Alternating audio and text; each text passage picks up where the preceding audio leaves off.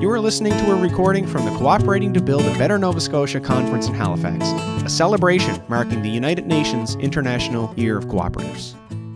So yeah, we wanted to talk a little bit about the posters that have been made by members of the co-op community here in Nova Scotia. And to start, I thought it would be good to have Kevin introduce the whole idea, because he was the one who organized this all and got the co-ops to make the posters. I thought it would be interesting to hear how you went about doing that and what the enthusiasm level was like and what people have said about the process.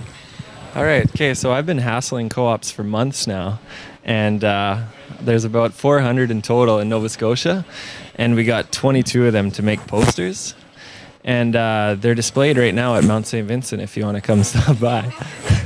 And basically, the posters highlight what sort of social impact they're having in their communities, not just money that they donate, but also educational programs that they support, and just a lot of good things. So yeah, that's pretty much the poster project. So they can use the posters to promote what they're doing to, they can keep the posters after it's done and promote what they're doing to their members and wider public. Yeah. Cool. So did you make a poster to contribute, or did you kind of more organize the event, like kind of a headliner? I just organized the event, and the co-op that I'm involved with is the Atlantic Film Cooperative. And we didn't get around to making a poster in time, but we did have enough posters in already that it didn't matter. But we got a good variety of posters in, credit unions, retail, Halifax Media Co-op, Just Us. So we got a lot of really good ones in. Do you think it's important to have like a large variety of posters in order to try and either raise awareness, or just in the sense of is it important to build a better community in as a whole? Yeah, you always hear that. We're always trying to raise awareness, tell people the good things that co-ops are doing. But it's always nice to have like a tangible product, like a poster that you can actually use to show people and inspire people to think about things that their organizations could be doing to get inspired, I guess.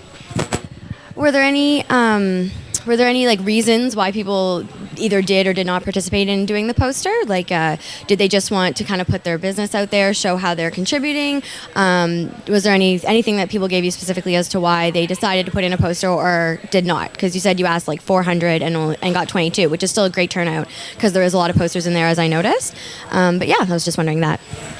Yeah, I think the number one problem is the information overload through email. There's just, everyone's so overloaded with the amount of stimulus that we get through email, Facebook, Twitter. I think it was just another thing to do for really busy co-ops that don't really have paid staff, a lot of them. So that was a big hurdle. So that's why we saw a lot of credit unions get involved, because they do have paid staff and some more resources for things like this. How long have you been organizing or even just involved with this whole project as a whole? I've been doing this for a good 3 or 4 months now, just part-time, about 10 hours a week I've been working on it. And it's nice to see it all come together now. All right, I'm going to bring it over to Catherine Kitching here, and she's going to talk about co-op some more. Thanks, Kevin. So now that you've told us all about the idea of having these posters, we're going to try to find some co-ops here at the conference who made a poster and ask them a little bit about what they did. So I've got Ben Sichel here joining us from the Halifax Media Co-op. Hi. Hello, how are you today? Great, thanks. Are you enjoying the conference? Yeah, what I've seen of it so far has been great. So the Halifax Media Co-op made a poster for the conference. Can you tell us a little bit about what is on your poster? What did you want to highlight to everybody who came here today? Sure. I mean, it goes a little bit into our structure, which, might not be the most interesting thing to mention, but more than anything, it kind of highlights the different types of stories we cover in the Halifax Media Co-op and the different the different voices we prioritize, that we like to prioritize as opposed to the corporate media. So, for example, we have a lot of stories from the perspective of labor, of Indigenous people, and of generally of marginalized and underreported perspectives. Great. And We are also just curious about the poster making process itself. It's quite a graphic design effort. I wish that people listening could see your poster because it's really slick with all sorts of cool shapes and colors. Do you have a sort of expert in graphic design working for you? Well, Natasha, who's one of our editors, she made the poster and designed it. And, graphic design, I'm not sure what her background is in it, to be honest, but she definitely did a very capable job. Great. Anything else you wanted to say about the Media Co-op for us? Just to please check us out. The website is halifax.mediacoop. That's with no hyphen. .ca. Once again, halifax.mediacoop.ca. And another thing that I just, I looked at our poster again, and I think that I highlighted is that we run on a budget of about $900 a month. We have no office. We're very, very frugal, and I'm really proud of what we're able to put out on such a tiny shoestring budget and just a lot of dedicated people. I just heard that the posters, you can look at the posters online on Twitter. There's pictures of the posters, so you can not only just visualize in your mind what Ben is talking about, you can see it for yourself, and that's at the Ryakuga, RYAKUGA Twitter feed and the Nova Scotia Cooperative Council Twitter feed. That's great news. Thanks, Miles. That Twitter feed, Nova Scotia Co-op Council, is NS Co-op Council, NSCOOP COUNCIL. And that was Miles Howe, one of my co-editors, speaking there. We didn't introduce him. Great. Well, thanks so much, Ben, for speaking to us a little bit about the Media Co-op. And I'm going to try to find some other cooperators to talk about their posters now. Okay. Thanks. Bye. Bye. So we're just wandering around here. Hello. Looking for people who may have made a poster. The conference is on lunch break right now, so people are definitely wandering around and hard to pin down. Okay, here comes...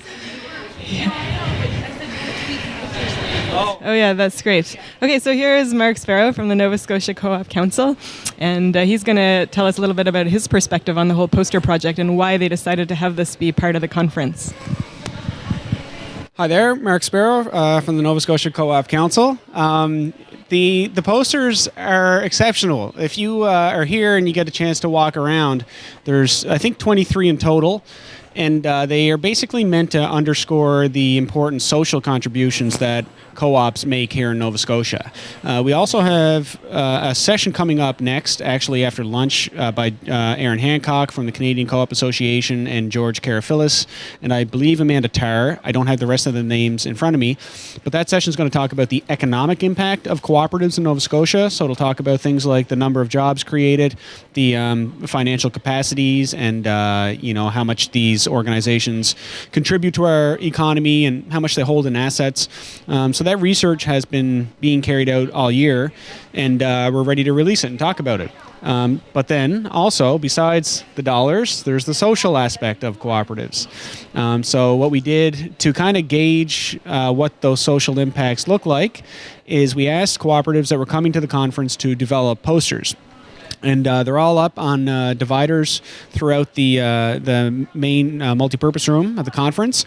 And it's quite impressive because the co-ops are from all different backgrounds. They're all different sectors. There's some credit unions. There's many non-financial cooperatives. The Community Carrot Cooperative is there. The King's College Cooperative Bookstore is there. There's really just a wide range. And it really shows the diversity of cooperatives. Since you can structure any type of a business as a cooperative, I guess that's kind of what we would expect, is to see a diverse range of posters, and it's great that we see that.